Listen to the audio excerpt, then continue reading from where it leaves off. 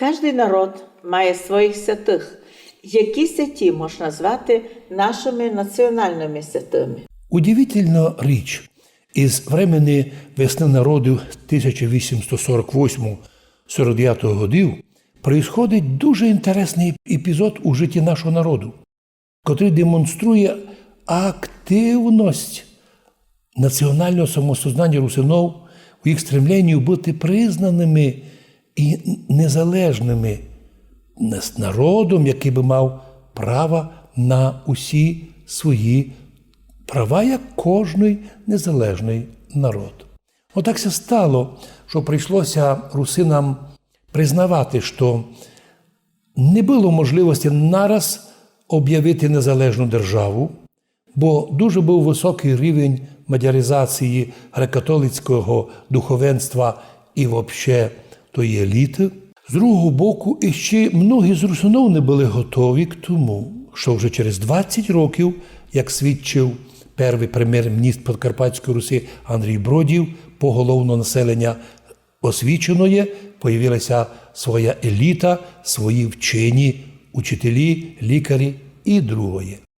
Тому іменно согласилися русини на підсказку американських русинів не йти автономією у мадярах, бо там була опасність скорої асиміляції, а піти до чехів, до словаків, котрі на словах обіцяли, що не будуть русинів націоналізувати, однак виявилися обманщиками.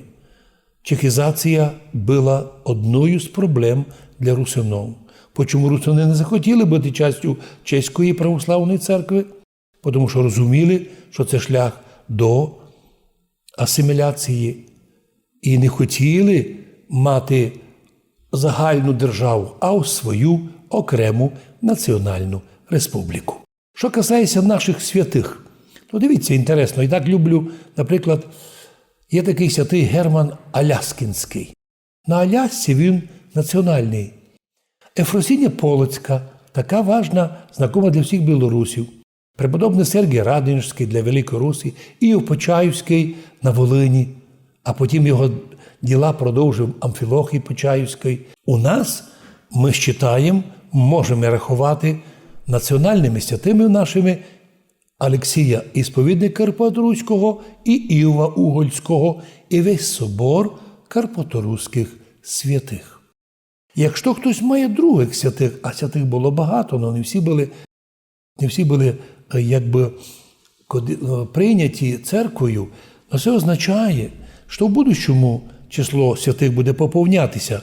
Но на сьогоднішній день таку, як місію виконав преподобний Сергій Радонежський у Великій Росії, таку місію виконав преподобний Алексій, Ісповідник Карпаторуський у Подкарпатській Руси.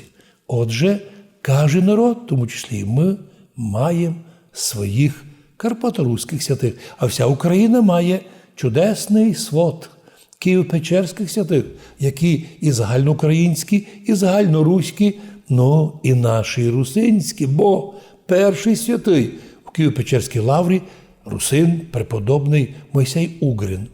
На жаль, його ошибочно називають, що він був венгр, но він названня мав такое Угрин, но був етнічний русин.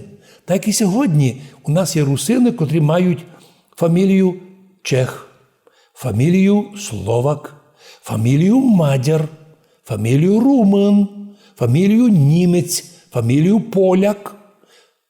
Но ведь это всі русини. А також наші русини мають до сих пор єдиний народ у світі, де фамілія і ім'я співпадають. У нас є фамілія Іван, Алексій, Василій, Сідор, Дмитрій. Це греческое ім'я Ісидор. Уже звідси производні Іванов, Петров, Сідоров, або на українській мові сержант Петренко, Марченко, ілі Сідорович, білорус. А значить, ми маємо таку красиву древню історію. І як би не обіжалися і не обвиняли нас, все-таки Галицький руський мір, наш Карпатський, Карпаторусинський руський мір, навіть якщо не хочемо зв'язати з другими, все-таки стільки мають общої історії. Отже, просимо Бога, щоб Бог подарував нам молитвами наших національних святих мир і благословіння. Благодаримо Господа і Українську православну церкву, що вона своїм синодом установила для Закарпаття, для двох єпархій Мукачево-Ужгородської і Хусько-Виноградовської особливий праздник в неділю після Кирила і Мефодія, то що 24 по новому травня, у неділю ми маємо праздник Собор Карпаторуських святих. Отже, маємо своїх святих і молимося до них. Но нам приємно розуміти, що наші святі – це у сім'ї всієї Вселенської православної церкви.